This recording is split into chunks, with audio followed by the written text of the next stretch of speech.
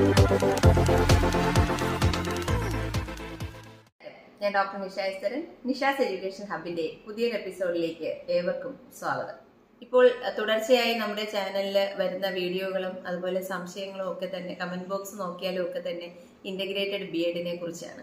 ഇപ്പോൾ 10th കഴിഞ്ഞ അല്ലെങ്കിൽ +2 ഒക്കെ കഴിഞ്ഞുകൊണ്ടിരിക്കുന്ന ഒരുപാട് കുട്ടികളും അതുപോലെ കുട്ടികളുടെ രക്ഷിതാക്കളും അതൊരു വളരെ സന്തോഷകരമായ ഒരു കാര്യമാണ്. പല രക്ഷിതാക്കളും കുട്ടികളുടെ ഭാവിയെക്കുറിച്ച് വളരെ ആശങ്കപ്പെടുന്നുണ്ട്. അങ്ങനെ ഒത്തിരി പേരുടെ സംശയങ്ങൾ പല രീതിയിൽ വരുന്നുണ്ട്. അപ്പോൾ എന്തൊക്കെയാണ് ഇന്റഗ്രേറ്റഡ് BEdനെ കുറിച്ച് പൂർണ്ണമായും അറിഞ്ഞിരിക്കേണ്ടതെന്നും അതിൽ വരുന്ന പ്രധാന സംശയങ്ങൾ എന്തൊക്കെയാണ്, അതിനുള്ള മറുപടിയുമാണ് ഇന്നത്തെ വീഡിയോ. നേരത്തെ തന്നെ പല വീഡിയോയിലും നമ്മൾ വിശദമായിട്ട് പറഞ്ഞിരുന്നതാണ് ഇന്റഗ്രേറ്റഡ് BEd എന്താണെന്ന്. അതായത് ഡിഗ്രിയും BEdും കൂടി 5 വർഷം എടുത്ത് നമ്മൾ ചെയ്തിരുന്നത് ഇനി 4 വർഷം കൊണ്ട് ഇപ്പോൾ +2 പാസ്സാവുന്നവർക്ക് ചെയ്യാൻ കഴിയുന്ന കോഴ്സാണ് ഇന്റഗ്രേറ്റഡ് BEd. 4 വർഷത്തിൽ 3 വർഷം നമ്മൾ ഡിഗ്രി പഠിക്കുകയും ആ 4ാമത്തെ വർഷം BEdനോടനുബന്ധിച്ചുള്ള ടീച്ചിങ് പ്രാക്ടീസ് അതുപോലെ അതിന്റെ പ്രോജക്റ്റ് അങ്ങനെ BEd റിലേറ്റഡ് ആയിട്ടുള്ള മെത്തഡോളജിയും പെഡഗോജിയും ഉൾപ്പെടെയുള്ള കണ്ടന്റുകൾ കൂടെ പഠിച്ചു കഴിഞ്ഞാൽ നമുക്ക് 4 വർഷം കൊണ്ട് BA BEd BSc BEd അല്ലെങ്കിൽ BCom BEd ഇതിൽ 4ൽ ഏതാണോ നിങ്ങൾ 3ൽ ഏതാണോ ചൂസ് ചെയ്യുന്നത് ആ ഒരു ഡിഗ്രി തരത്തിലേക്ക് നമുക്ക് എത്താൻ കഴിയും. അതായത് ഡബിൾ ഡിഗ്രി എന്ന് പറയുന്നത് പോലെ ഡിഗ്രിയും BEdും നമുക്ക് ഒന്നിച്ച് കിട്ടുകയാണ് ചെയ്യുന്നത്. അപ്പൊ ആർക്കൊക്കെ ഈ കോഴ്സിലേക്ക് അഡ്മിഷൻ എടുക്കാം, ഏജ് ലിമിറ്റ് ഉണ്ടോ എന്നൊക്കെ ഉള്ളത് ഇനി കൃത്യമായി അഡ്മിഷൻ പ്രൊസീജിയർ വരുന്നതിനനുസരിച്ച് നമുക്ക് മനസ്സിലാക്കാൻ സാധിക്കത്തുള്ളൂ. ഇപ്പോൾ നമുക്ക് സെൻട്രൽ യൂണിവേഴ്സിറ്റിയിലും കേന്ദ്ര യൂണിവേഴ്സിറ്റിയിലും 2 സ്ഥലത്തായിട്ട് കേരളത്തിൽ ഇന്റഗ്രേറ്റഡ് BEd അവൈലബിൾ ആണ്. അതുപോലെ പ്രൈവറ്റ് സെക്ടറിലാണെങ്കിൽ ചിന്മയ വിദ്യാലയത്തിലും ഇന്റഗ്രേറ്റഡ് BEd 2-3 വർഷമായി നടന്നു വരുന്നുണ്ട്. അപ്പൊ ഈ കോഴ്സുകളുടെ ഒക്കെ തന്നെ സ്ട്രക്ചർ എന്ന് പറയുന്നത് നമ്മുടെ കേന്ദ്രത്തിൽ നിന്നുള്ള നാഷണൽ എഡ്യൂക്കേഷൻ പോളിസിയുടെ നിർദ്ദേശം അനുസരിച്ച് വരുന്ന സിലബസിലും അതിനനുസരിച്ചുമാണ് സ്ട്രക്ചർ എല്ലാം തന്നെ പ്രിപ്പയർ ചെയ്തിരിക്കുന്നത്. ഇത് NEPയുടെ നിർദ്ദേശം അനുസരിച്ച് നമുക്ക് 2030 മുതൽ കേരളത്തിൽ നാഷണൽ എഡ്യൂക്കേഷൻ പോളിസി ഇംപ്ലിമെന്റ് പൂർണ്ണമായി കഴിയുമ്പോൾ ഇന്റഗ്രേറ്റഡ് BEd കോളേജുകൾ മാത്രമേ അല്ലെങ്കിൽ കോഴ്സ് മാത്രമേ നമുക്ക് അവൈലബിൾ ആയിട്ട് ഉണ്ടായിരിക്കുകയുള്ളൂ. അത് മാത്രമേ നമുക്ക് പഠിക്കാനായിട്ട് സാധിക്കുകയുള്ളൂ. 2030 വരെ നമുക്ക് ഇപ്പോൾ റൺ ചെയ്തുകൊണ്ടിരിക്കുന്ന റെഗുലർ 2 വർഷത്തെ BEd അവൈലബിൾ ആയിരിക്കും. അതുപോലെ തന്നെ TTC അല്ലെങ്കിൽ DLEd എന്നറിയപ്പെടുന്ന കോഴ്സും 2030 വരെ മാത്രമേ മാക്സിമം നമുക്ക് അവൈലബിൾ ആവാൻ സാധ്യതയുള്ളൂ. അതായത് 2030 കോഴ്സ് സ്റ്റോപ്പ് ചെയ്യുകയാണെങ്കിൽ 2028 വരെ നമുക്ക് അഡ്മിഷൻ ഉണ്ടാവും എന്ന് പ്രതീക്ഷിക്കാം. പക്ഷേ ഇതിലൊരു പ്രധാനപ്പെട്ട കോൺട്രവേഴ്സി എന്ന് പറയുന്നത് ഈ DLEd എന്ന് പറയുന്ന കോഴ്സോ അതിന്റെ സ്ഥാപനങ്ങളെ കുറിച്ചോ ഒന്നും തന്നെ ഇതുവരെയുള്ള പത്ര റിപ്പോർട്ടുകളിലോ അല്ലെങ്കിൽ ഗവൺമെന്റിന്റെ ഓർഡറുകളിലോ ഒന്നും തന്നെ പരാമർശിച്ച് കണ്ടിട്ടില്ല. ആകെ നമ്മൾ കണ്ടിട്ടുള്ളത് നമ്മുടെ ചെറിയ ക്ലാസ്സുകൾ, അതായത് 1ാം ക്ലാസ് മുതൽ നമുക്ക് കോഴ്സ് ടീച്ചേഴ്സ് ആവണമെങ്കിൽ നമുക്ക് BA അതായത് ഡിഗ്രി അത്യാവശ്യമാണ് എന്നാണ് പറഞ്ഞിരിക്കുന്നത്. അപ്പോൾ 1ാം ക്ലാസ്സിൽ പഠിപ്പിക്കുന്ന ഇപ്പോഴുള്ള നിലവിലെ നമ്മുടെ സാഹചര്യം അനുസരിച്ച് കേരളവും നാഷണൽ എഡ്യൂക്കേഷൻ പോളിസി അഡോപ്റ്റ് ചെയ്തു തുടങ്ങി, കമ്മിറ്റി രൂപീകരിച്ചു, അതിനനുസരിച്ചുള്ള സിലബസും ഒക്കെ കാര്യങ്ങളും ഒക്കെ തയ്യാറായി വരുന്ന സ്ഥിതിക്ക് 1ാം ക്ലാസ് മുതൽ ഡിഗ്രി പൂർണ്ണമായും വേണം എന്നുള്ളൊരു തരത്തിലേക്ക് എത്തുമ്പോൾ +2 ക്വാളിഫിക്കേഷൻ ആയിട്ടുള്ള DLEd പിന്നീട് വാലിഡ് ആവാനുള്ള സാധ്യത വളരെ കുറവായിരിക്കും. അതുകൊണ്ട് തന്നെയാണ് നേരത്തെ വന്നിരുന്ന വീഡിയോയിലൊക്കെ തന്നെ ഞാൻ പറഞ്ഞിരുന്നത്, നിങ്ങൾ +2ഉം DLEdും കഴിഞ്ഞവരാണെങ്കിൽ നിങ്ങൾക്ക് ഡിഗ്രി സ്വാഭാവികമായിട്ട് ഉടനെ തന്നെ ഒരു ഡിഗ്രി സംഘടിപ്പിക്കുക അല്ലെങ്കിൽ ഡിഗ്രി ചെയ്യുക എന്നുള്ളതാണ് ഏറ്റവും പ്രധാനമായിട്ട് വേണ്ടത്. ഇനി ഇതല്ല, 1ാം ക്ലാസ് മുതൽ തന്നെ BEd മാൻഡേറ്ററി ആയിട്ട് മാറാനുള്ള ഒരു സാഹചര്യവും അവിടെ ഒരു നിയമത്തിന്റെ വഴിയാണ്. അതുകൊണ്ട് അവിടെ ഒരു ലൂപ്പ് ഹോൾ ഉണ്ട് എന്ന് തന്നെ നമ്മൾ പറയണം. കാരണം BEd ആണ് ഡിഗ്രി കഴിഞ്ഞാൽ നമുക്ക് പിന്നെ ചെയ്യാൻ പറ്റുന്ന ട്രെയിനിങ് കോഴ്സ് എന്ന് പറയുന്നത് BEd ആണ്. അപ്പൊ അതുകൊണ്ട് ആ ഒരു രീതിയിലേക്ക് നമ്മുടെ കേരളത്തിലും ആ ഒരു രീതിയിലേക്ക് മാറ്റം വരുമോ എന്നുള്ളത് നമുക്ക് ഇപ്പോൾ ഉറപ്പായിട്ട് പറയാൻ കഴിയില്ല. പക്ഷെ ഇതിൽ ഏറ്റവും പ്രധാനമായിട്ട് മനസ്സിലാക്കേണ്ടുന്ന കാര്യം, ഇപ്പോൾ നമ്മൾ എന്ത് കോഴ്സ്, ഞാൻ പല വീഡിയോയിലും വ്യക്തമായിട്ട് അത് പറഞ്ഞിട്ടുണ്ട്, എന്ത് കോഴ്സ് എപ്പോൾ സ്റ്റോപ്പ് ചെയ്താലും ആ വർഷം വരെയുടെ വാലിഡിറ്റി അത് അങ്ങനെ തന്നെ നിലനിൽക്കും. ഇപ്പോൾ 2 വർഷത്തെ കോഴ്സ് വരുന്നതിന് മുമ്പ് BEd 1 വർഷമായിരുന്നു. പക്ഷെ ഇപ്പോഴും ഇക്വലന്റ് ആണല്ലോ. ഞാൻ നേരത്തെയുള്ള വീഡിയോയിൽ വ്യക്തമാക്കിയത് അതാണ്. പക്ഷെ എങ്കിലും ഒരുപാട് പേര് ഇപ്പോഴും കൺഫ്യൂസ്ഡ് ആണ്. 2030 കഴിഞ്ഞു കഴിഞ്ഞാൽ ഇപ്പോൾ പഠിച്ചുകൊണ്ടിരിക്കുന്ന BEdന് വാലിഡിറ്റി ഉണ്ടാവില്ലേ എന്നുള്ളതാണ് ഏറ്റവും പ്രധാനമായും വരുന്ന സംശയം. വാലിഡിറ്റി ഉണ്ടാവും, തീർച്ചയായും അത് ഉറപ്പിക്കാം. അതുപോലെ ഇപ്പോൾ നിങ്ങൾ പാസ്സായിരിക്കുന്ന എലിജിബിലിറ്റി ടെസ്റ്റുകൾക്കും ഒക്കെ തന്നെ ആ ഒരു വാലിഡിറ്റി ഉണ്ടായിരിക്കാം. പുതിയതായിട്ട് വരുന്നെങ്കിൽ ചിലപ്പോൾ അതിൽ നിന്ന് എക്സംഷൻ കിട്ടാനുള്ള സാധ്യതയും ഉണ്ട്.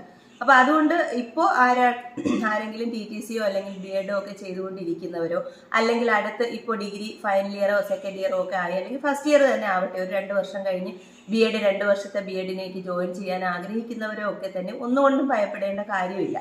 കാരണം 2030 വരെ കോഴ്സ് അവൈലബിൾ ആണെന്ന് പറയുമ്പോൾ എങ്ങനെയായാലും 2028 വരെ നിങ്ങൾക്ക് അഡ്മിഷൻ എടുക്കാനുള്ള സമയമുണ്ട്. അത് കഴിഞ്ഞ് നമുക്ക് പിന്നെ BEd ചെയ്യാനുള്ള സാഹചര്യം ഉണ്ടാകുമെന്നുള്ളത് ഉറപ്പില്ല. കാരണം 2 വർഷത്തെ BEd കോളേജുകൾ പ്രൊവൈഡ് ചെയ്യുന്ന BEd കോഴ്സ് പ്രൊവൈഡ് ചെയ്യുന്ന കോളേജുകളൊക്കെ തന്നെ, അതായത് സ്റ്റാൻഡ് അലോൺ കോളേജുകളൊക്കെ തന്നെ നേരിട്ട് യൂണിവേഴ്സിറ്റികളുടെ അണ്ടറിലേക്ക് മാറുകയും ഇൻ്റഗ്രേറ്റഡ് കോഴ്സുകളിലേക്ക് കുട്ടികളെ അഡ്മിറ്റ് ചെയ്യുന്ന ഒരു രീതിയിലേക്ക് സ്ട്രക്ചറിലേക്ക് മാറണം എന്നൊക്കെയാണ് പുതിയ നിർദ്ദേശങ്ങൾ വരുന്നത്. ഇപ്പോഴത്തെ കാര്യങ്ങളൊക്കെ തന്നെ വളരെ ഫാസ്റ്റാണ്. നമ്മളിതൊക്കെ കേട്ട് ഒരിക്കലും കേരളത്തിൽ വരില്ല, കേരള ഗവൺമെൻറ് അതിനുള്ള ഒരു കാര്യങ്ങളും ചെയ്യില്ല എന്നാണ് കഴിഞ്ഞ വർഷം വരെ നമ്മൾ മനസ്സിലാക്കിയിരുന്നത്. എന്നാൽ പെട്ടെന്ന് ഒരു സാഹചര്യത്തിൽ നമുക്ക് വീണ്ടും കേരളത്തിൽ തന്നെ നമ്മൾ ഇൻ്റഗ്രേറ്റഡ് കോഴ്സിലേക്ക് മാറാനുള്ള തീരുമാനം ഗവൺമെൻറ്റിൻ്റെ ഭാഗത്തു നിന്നുണ്ടായി. കാരണം ഒരുപാട് കേന്ദ്ര ഫണ്ടുകളും UGCയുടെ തന്നെ ഗ്രാൻറ്റുകളും ഒക്കെ തന്നെ വഴിയാണ് നമ്മുടെ യൂണിവേഴ്സിറ്റികളും അതുപോലെ സ്ഥാപനങ്ങളും ഒക്കെ തന്നെ നിലനിൽക്കുന്നത്. അപ്പോൾ ആ ഫണ്ടുകളൊക്കെ ഒഴിവാക്കിക്കൊണ്ട് യൂണിവേഴ്സിറ്റികൾക്ക് കേന്ദ്രത്തിൻ്റെ നയത്തിനെതിരെ പ്രവർത്തിച്ച് നിന്നുകൊണ്ട് ഒരു വിദ്യാഭ്യാസ രീതി തുടരാനായിട്ടുള്ളതിൽ വളരെയധികം ബുദ്ധിമുട്ടുകളുണ്ട്. അതുകൊണ്ട് തന്നെ ആയിരിക്കണം സർക്കാരിൻ്റെ ഭാഗത്തു നിന്നും അങ്ങനെ ഒരു തീരുമാനം ഉണ്ടായിരിക്കുന്നത്.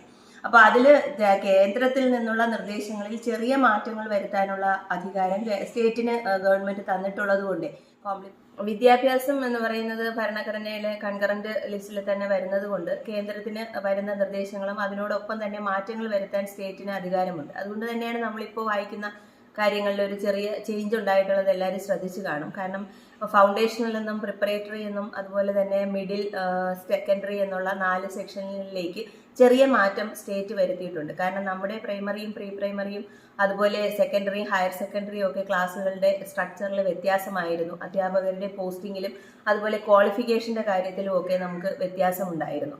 നമ്മൾ +1 +2 മാത്രമാണ് നമ്മൾ PG നിർബന്ധമാക്കിയിരുന്നത്. പക്ഷേ ഇപ്പോൾ നമുക്ക് 8ാം ക്ലാസ് മുതൽ തന്നെ നമുക്ക് അല്ലെങ്കിൽ 8ാം ക്ലാസ് മുതൽ 12ാം ക്ലാസ് വരെ PG നിർബന്ധമാക്കിക്കൊണ്ടാണ് അടുത്ത സെക്ഷൻ ഇനിയിപ്പോൾ പോസ്റ്റിങ്ങുകളും കാര്യങ്ങളും ഒക്കെ തന്നെ വരാൻ പോകുന്നത്.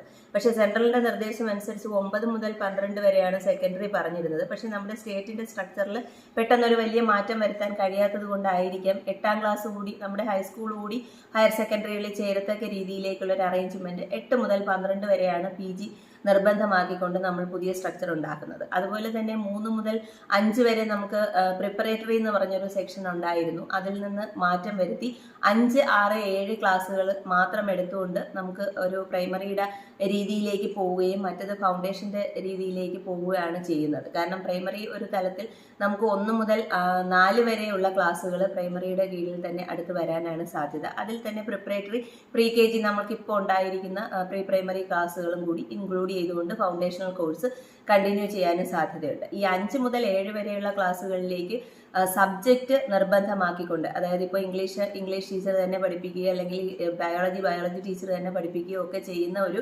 സാഹചര്യത്തിൽ സബ്ജക്റ്റ് സ്പെസിഫിക് ആയിട്ടുള്ള അപ്പോയിൻമെൻറ്റുകളായിരിക്കും ഇനി വരുന്ന വർഷങ്ങളിൽ നടക്കാൻ പോകുന്നത് പുതിയതായി വരുന്ന തീരുമാനത്തിൽ. ഇപ്പോൾ നമുക്ക് HSAക്കാണ് അത് അങ്ങനെ ഒരു ഹൈസ്കൂളിലേക്കുള്ള പോസ്റ്റുകളിലേക്കാണ് നമുക്ക് അങ്ങനെ ഒരു തീരുമാനം ഉണ്ടായിരുന്നത്. നമ്മൾ 7ാം ക്ലാസ് വരെ പഠിപ്പിക്കാൻ സബ്ജക്റ്റ് സ്പെസിഫിക്കേഷൻ വേണ്ടായിരുന്നു. UP തലത്തിൽ നമുക്ക് ഏത് സബ്ജക്റ്റ് പഠിപ്പിച്ചവർക്കും മറ്റുള്ള സബ്ജക്റ്റുകൾ പഠിപ്പിക്കാൻ കഴിയുമായിരുന്നു. പക്ഷേ ഇനി 5ാം ക്ലാസ് മുതൽ സബ്ജക്റ്റ് സ്പെസിഫിക് ആയിട്ട് കോഴ്സ് നമുക്ക് പോസ്റ്റിംഗ് വരാൻ പോവുകയാണ്. അപ്പോൾ അതൊരു പ്രധാനപ്പെട്ട കാര്യം നമ്മളവിടെ മനസ്സിലാക്കേണ്ടത്.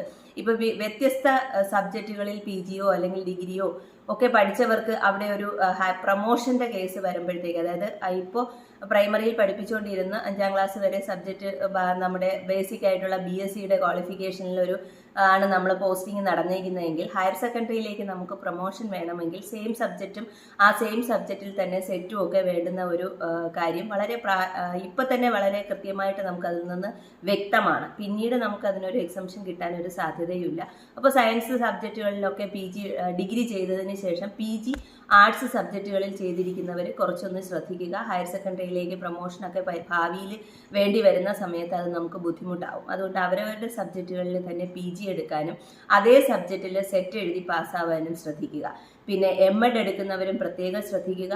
അതായത് സബ്ജക്റ്റുകൾ സ്പെസിഫിക്കേഷനോട് കൂടി MEd ഉണ്ടെങ്കിൽ മാത്രമേ ഇപ്പോൾ നാച്ചുറൽ സയൻസ് പഠിച്ചു വരുന്ന ഒരാൾ നാച്ചുറൽ സയൻസ് MEd ചെയ്താൽ മാത്രമേ നിങ്ങൾക്ക് അതിന് സെറ്റിൽ നിന്നുള്ള എക്സംഷൻ കിട്ടൂ. ആ ഒരു കാര്യം പ്രത്യേകം ശ്രദ്ധിക്കുക. അപ്പോൾ സബ്ജക്റ്റ് സ്പെസിഫിക്കേഷനോട് കൂടി 5ാം ക്ലാസ് മുതൽ തന്നെ പോസ്റ്റിംഗ് വരാനാണ് സാധ്യത കാണുന്നത്. ഇനി ഒട്ടും വ്യക്തമല്ലാത്ത ഒരു കാര്യത്തെക്കുറിച്ചുകൂടി പറയേണ്ടിയിരിക്കുന്നു.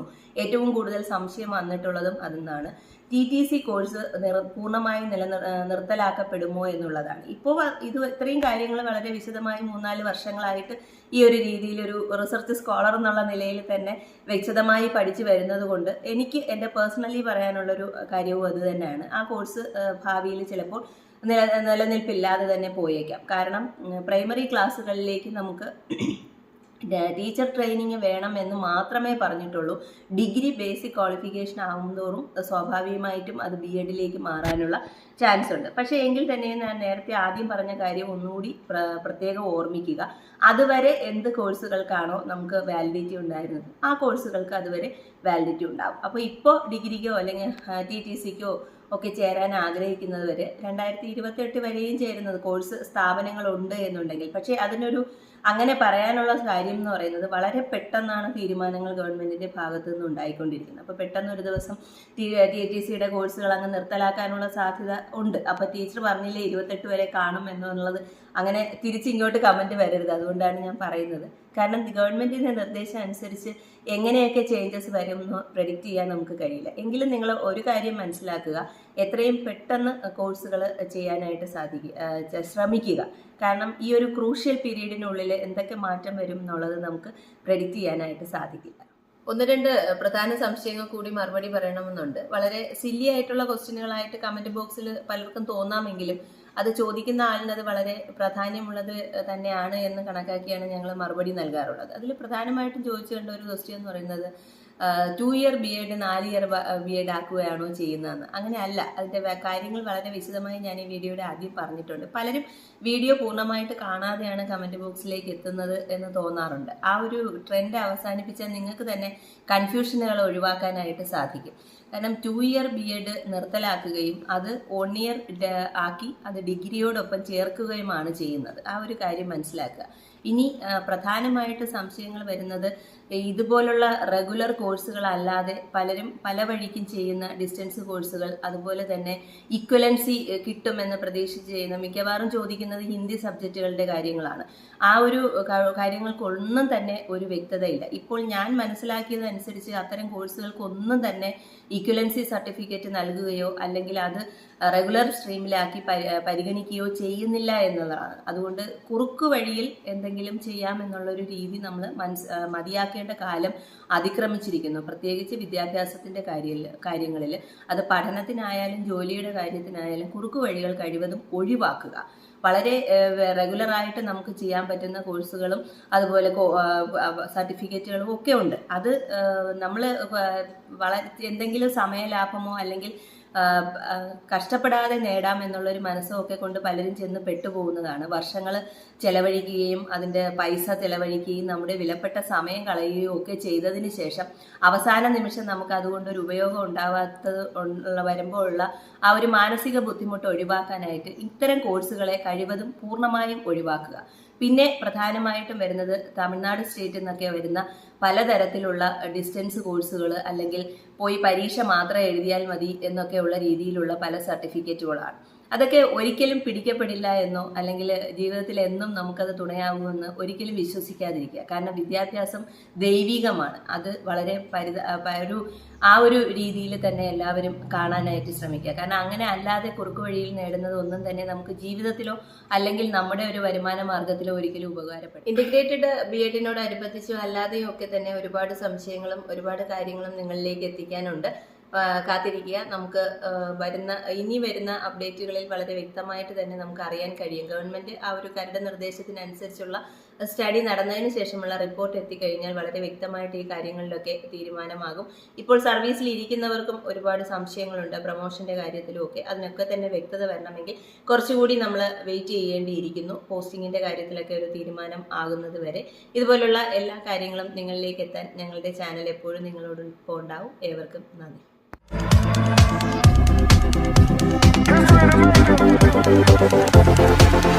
Thank you.